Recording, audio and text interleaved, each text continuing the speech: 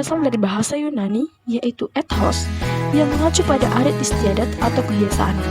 Etika juga membahas norma-norma yang berlaku dan hak dari lembaga-lembaga yang ada.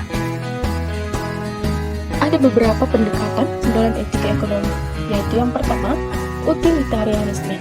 Utilitarianisme dalam ekonomi adalah pendekatan etika yang didasarkan pada prinsip-prinsip utilitarianisme, di mana tindakan dianggap baik jika menghasilkan dampak yang paling menguntungkan secara keseluruhan bagi masyarakat atau kelompok yang terlibat.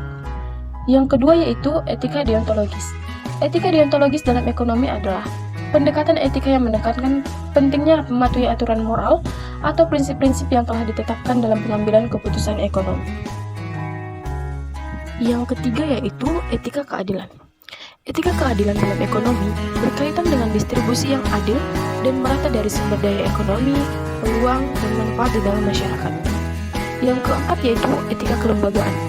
Dalam konteks ekonomi, etika kelembagaan mengacu pada pandangan moral dan prinsip-prinsip etis yang mengatur perilaku lembaga-lembaga ekonomi seperti perusahaan, institusi keuangan, pemerintah, dan organisasi lain. Yang kelima yaitu etika eudaimonia. Dalam ekonomi, mengacu pada pendekatan yang berfokus pada pencapaian kebahagiaan dan kesejahteraan manusia sebagai tujuan utama dalam pengambilan keputusan ekonomi. Yang keenam yaitu relativisme. Pendekatan yang menganggap bahwa nilai-nilai etika dalam konteks ekonomi bersifat relatif dan dapat berbeda-beda tergantung pada budaya, konteks sosial, dan pandangan individu. Yang ketujuh yaitu nihilisme. Mengacu pada pandangan yang meragukan nilai atau makna dari konsep-konsep ekonomi, sistem ekonomi, atau tindakan ekonomi secara umum.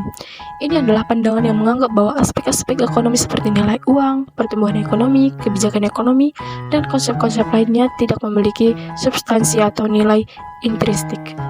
Yang kedelapan yaitu universalisme, bahwa apa yang dianggap baik oleh seseorang harus juga dianggap baik atau benar oleh orang lain dalam situasi yang sama.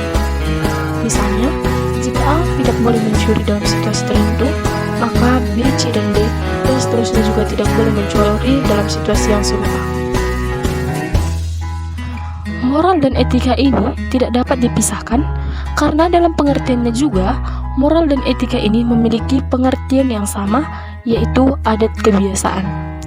Moral dan etika ini juga memberikan petunjuk bagaimana cara hidup dengan baik. Pengembangan tanggung jawab sosial dapat dilakukan dengan program Corporate Social Responsibility. Meskipun pembahasan ini termasuk etika bisnis, namun kerangka program Corporate Responsibility dapat diterapkan.